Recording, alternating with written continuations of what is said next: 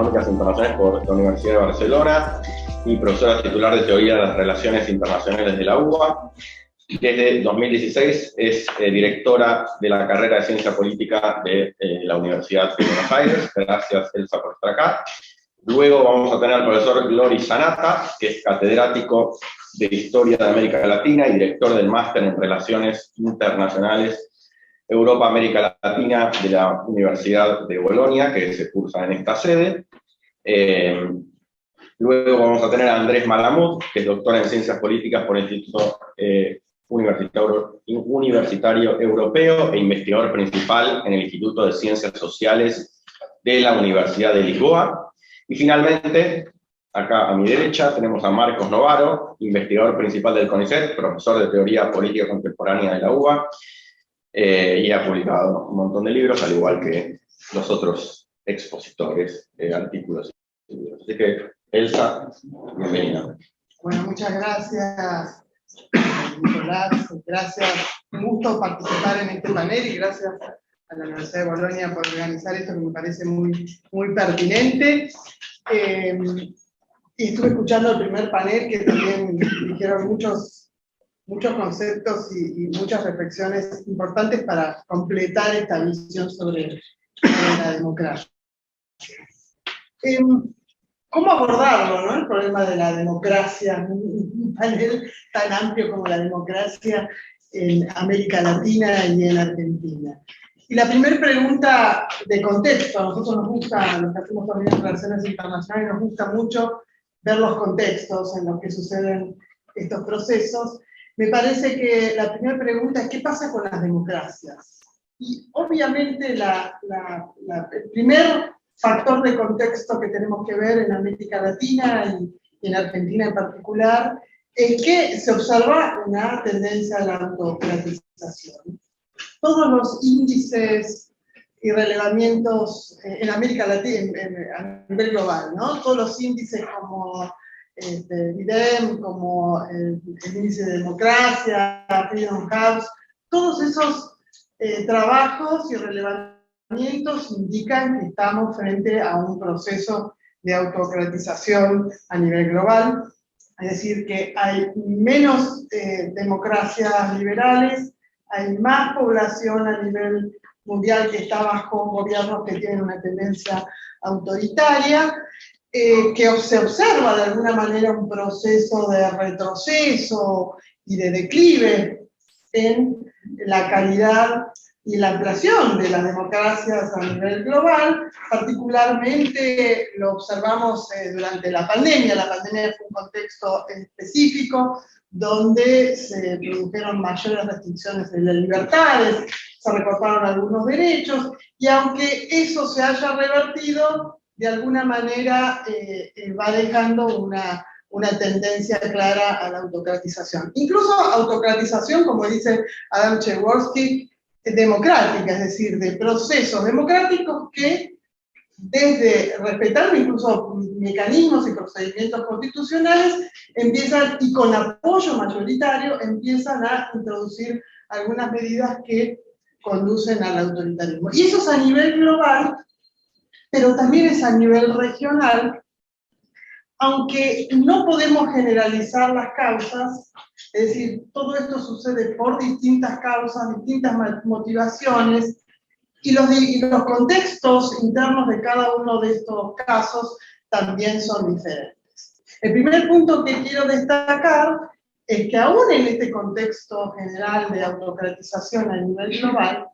a escala global, América Latina sigue siendo la región emergente más democrática del mundo, después de, o sea, detrás de Europa y detrás de América del Norte. Es decir, en ese contexto bastante desfavorable de autocratización, América Latina sigue siendo más democrática que otras regiones emergentes, o como decir el sur global. Y América Latina es también, y particularmente nos podemos referir a la región sudamericana, es muy heterogénea, y tenemos los casos concretos, digamos, comparativos entre Uruguay y la estabilidad institucional y el nivel de gobernabilidad que ostenta Uruguay, y casos como Venezuela, donde ya directamente estamos hablando de gobiernos autoritarios. Bueno, quizás esto todos conocen los distintos índices de mapas, pero los mapas son una buena imagen de cómo todavía América Latina tiene un bonus, por decirlo así, un bonus democrático comparado a otras regiones en el mundo donde el autoritarismo está en ascenso o directamente no se salió. Me parece, a modo de ordenar un poco analíticamente cómo abordar esto, digamos, los desafíos de las democracias en la región, y particularmente ya me refiero en Argentina, me parece que se puede analíticamente abordarlo desde tres dimensiones diferentes. Primero, la institucional.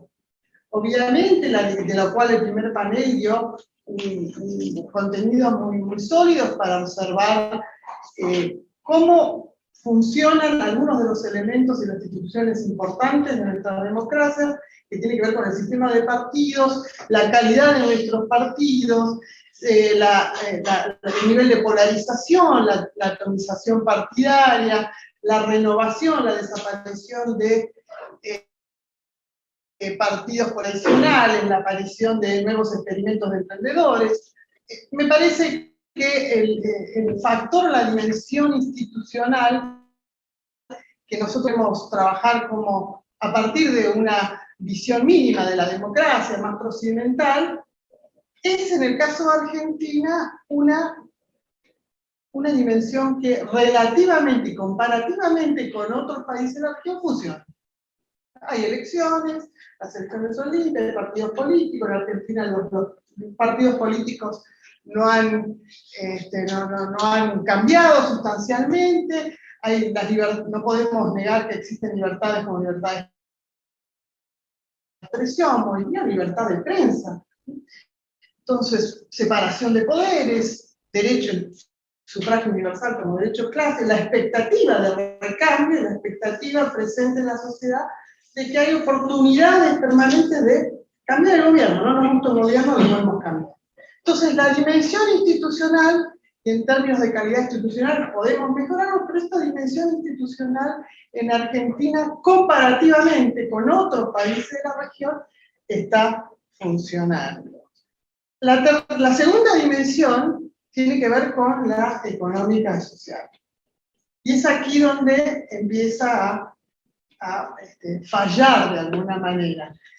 Lo que quiero decir es que, comparativamente con el funcionamiento de las instituciones democráticas, es en la dimensión económica social, en el desempeño de la democracia, en definitiva, donde comienza a haber esa falla más generalizada del sistema. Es decir, una falla en términos del desempeño de la democracia en nuestro país, y aquí podríamos decir que se extiende también a otros países de la región. Y me refiero fundamentalmente a un país con más del 40% de la pobreza, con índices sostenidos de desigualdad. Piensen en América Latina, después de la pandemia se sumaron más de 50 millones de pobres en la región, en nuestro país también, con niveles de inflación estructural, digamos, ya inflación estructural, que reforzó la pobreza estructural y sumó nuevos sectores de nuestro país, pero también no solamente el nivel de pobreza y de desigualdad en las distribuciones de ingresos, sino también la falta de cobertura de necesidades básicas. Pienso en el conurbano, por ejemplo, donde, para dar un ejemplo, 60% de hogares sin placas, un nivel de indigencia del 12%, un nivel de informalidad laboral que ronda el 38%. Pienso también en el fenómeno de la desigualdad de oportunidades, donde la mitad de los jóvenes está en situación de pobreza. En la provincia de Buenos Aires, para dar un ejemplo, el 65% de los niños son pobres, y un tercio de los jóvenes que no terminan el secundario. Es decir, una cartografía y una demografía, una condición social sin expectativas, en general, para cumplir con lo que podríamos llamar esa aspiración de movilidad social ascendente. Entonces, primer elemento que me parece dimensión importante, comparativamente con lo que es la calidad del funcionamiento de las instituciones democráticas, es el desempeño de esa democracia. La democracia ya entendida, como también dice Adam Przeworski, como un mecanismo para procesar los conflictos económicos, sociales y culturales. Entonces, ahí es donde empieza la falla del sistema. Y la tercera dimensión que quiero mencionar es la de la cultura política. Que aquí nuevamente tenemos un elemento que caracteriza a Argentina, pero también es común con el resto de los países de la región, que tiene que ver con precisamente con la tendencia a declinar el nivel de apoyo a la democracia, lo que podríamos llamar el malestar creciente en la democracia, la creciente desafección hacia el funcionamiento de la democracia, de su desempeño y sus resultados, un profundo descontento en el funcionamiento en general del sistema democrático, algo que también está muy referenciado y que tenemos muchos datos y que podemos incluso reconstruir secuencias históricas, series históricas, a través del Latinobarómetro, que ustedes conocen también, es de uso muy extendido, donde se observa esa caída sostenida de apoyo a la democracia. Y que hay, fundamentalmente, refleja una crítica a la parálisis o al mal funcionamiento de la democracia. Algunos de los gráficos que menciona, que se pueden observar en el Latinobarómetro, es, cuál ha sido ese apoyo a la democracia, cómo ha declinado, y no hay algo que lo reemplace tampoco, ¿no? No hay un crecimiento de apoyo a los gobiernos autoritarios, pero sí hay una enorme incertidumbre, porque nos da lo mismo que sí está creciendo, genera un estado sin respuesta, ¿no? Incertidumbre sobre, cómo se sale de esto. No nos termina de convencer la democracia, pero tampoco hay un interés por una reversión hacia el autoritarismo. Y también lo que observamos es, y que es reflejo de esto que hablaba del malestar, de la desafección, es una baja satisfacción con la democracia en general, y que viene declinando en estos países. Desde 1995, pero marcado desde 2010 hasta el presente, la caída es sostenida.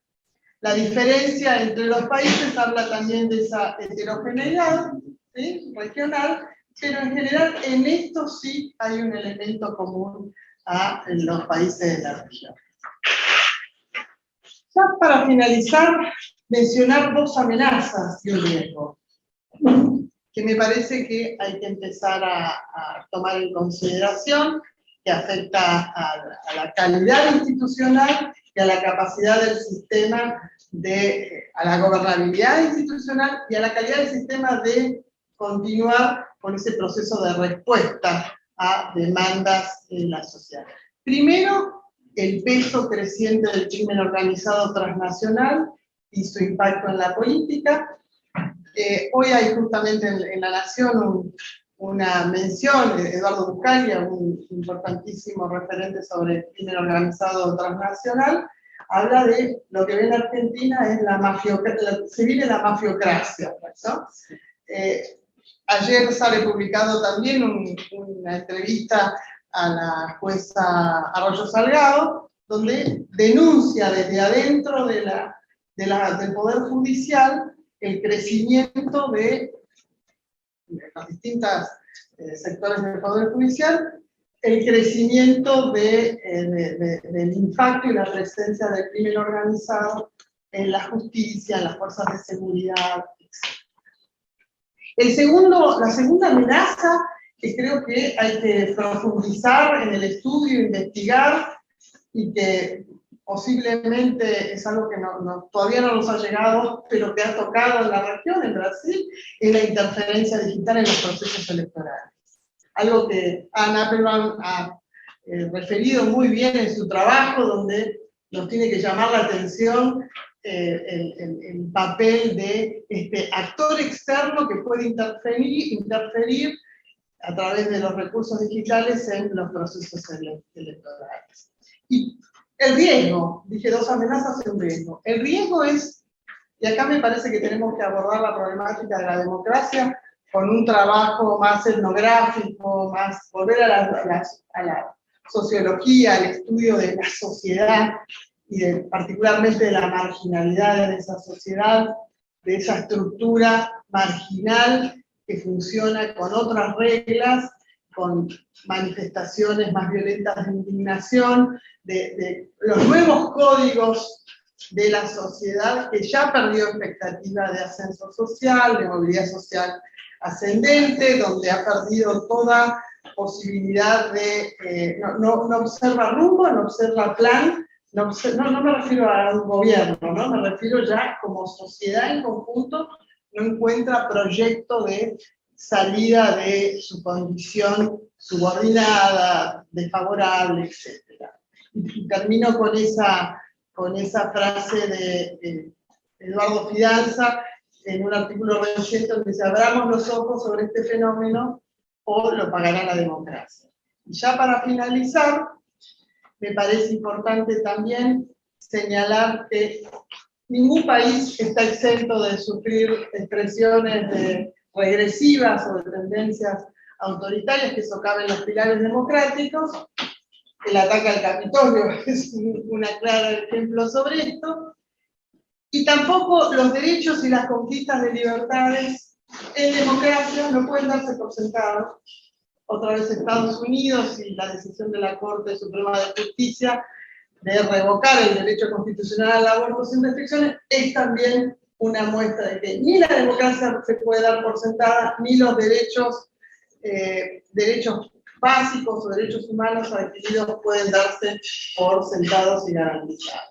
Con esto cierro aquí y con la palabra.